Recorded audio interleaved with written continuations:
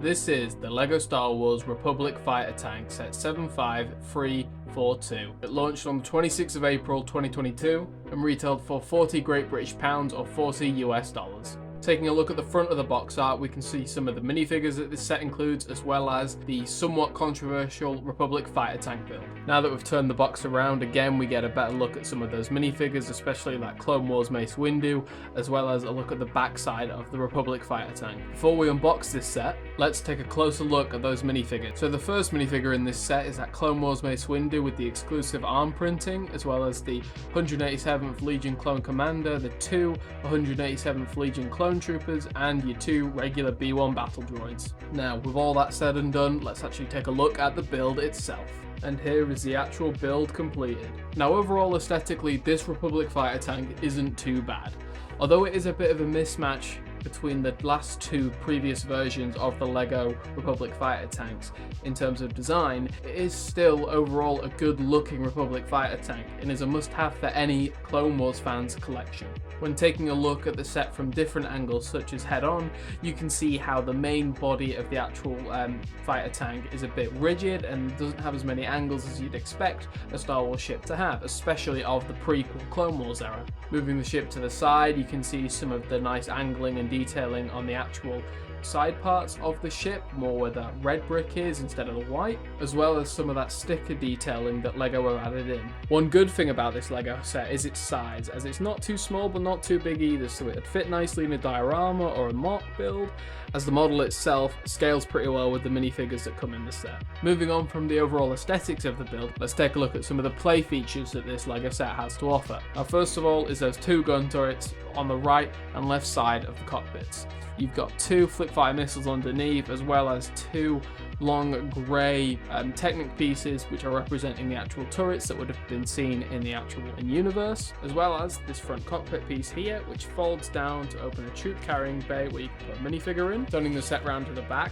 you can see this piece which folds down and is another way for troops to get in access, but however it's not very tall enough for a troop just to straight walk in there. And second to last is up here with this piece where this cover folds up and a trooper can sit in there commanding the tank just as seen on the box. And last but not least, we have the ability for this fighter tank to move. Taking a look at the underside of the fighter tank, you can see these plastic wheels, which allows the fighter tank to roll across any surface. So overall, this is probably one of my favorite builds of the fighter tanks we've seen, as the 2008 version for the Clone Wars was, to me, way too oversized, and although it was quite a large model, which is nice nowadays, especially with all the downsizing of especially the last ATT and the 2023 gunship, it was just too big, and I prefer a smaller build like this, but not too small.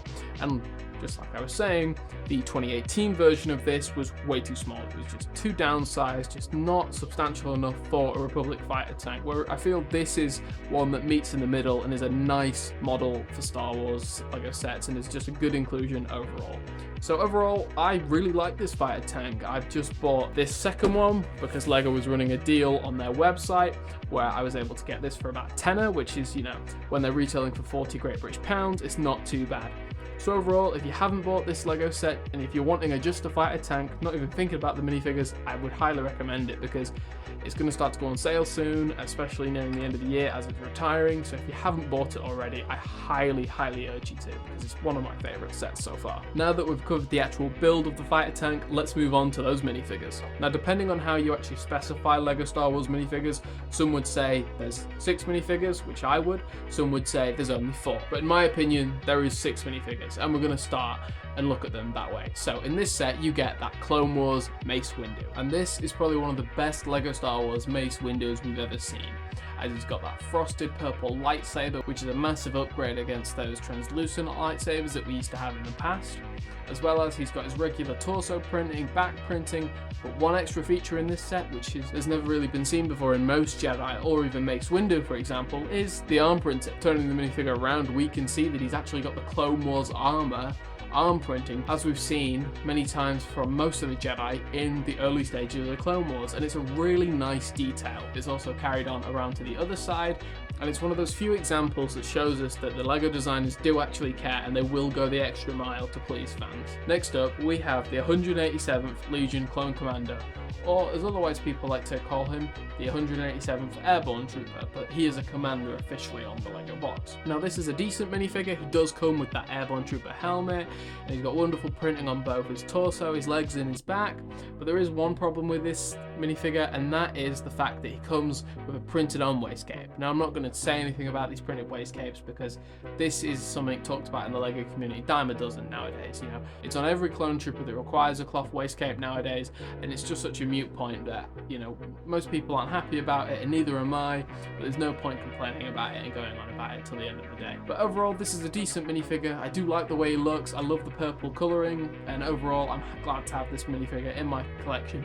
despite the issues. This minifigure and the next one are the exact same, but this is the 187th Clone Trooper. Now it's a very, very nice clone trooper. Some would say this is probably one of the last good LEGO Star Wars clone troopers that LEGO made, because this was still made in the 2020 style of LEGO clone troopers, but it was without those dreaded helmet holes. Now I don't personally mind those helmet holes, but overall I'm glad to have this minifigure in my collection. I love the purple printing on this clone trooper, and it's just nice that LEGO would make a clone trooper legion like this, because it was very unexpected at the time when this set was rumoured. And finally, we have that one minifigure that's a dime a dozen, the LEGO Star Wars B-1 Battle Droid. Now these guys have been in LEGO Star Wars ever since 1999, the first year of LEGO Star Wars. And what can you say? This is just a perfect minifigure. It's unchanged in over 20 years. And this is just a nice inclusion, a cheap little inclusion to add into a set like this. And I don't see anyone complaining about these. Yeah, maybe they could see a bit of an update over the next couple of years, as it will be 25 years in a couple of years of LEGO Star Wars.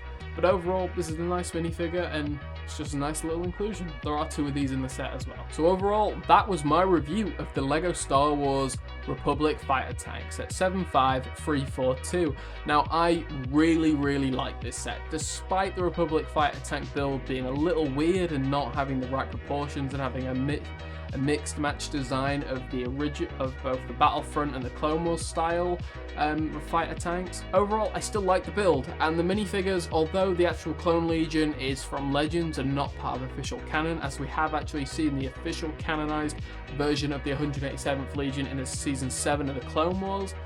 Despite all these issues and little discrepancies with the printed on waist capes, these characters are a nice bunch for this set. The build is very nice, and it was a surprise set that came out of left field back in 2022. I personally really like it, and I'm going to rank it about a 9 out of 10. It does have a few issues, but overall it's a good set for a decent price. So there's a thumbs up from me, and I hope you guys have enjoyed this review. I enjoy making these content, and I'm going to be back in the swing of things the next couple of weeks. You know, not taking like 2-3 weeks off anymore. Just going to be every other day content now. So my name's been George, and take care, guys. Hope you've enjoyed it.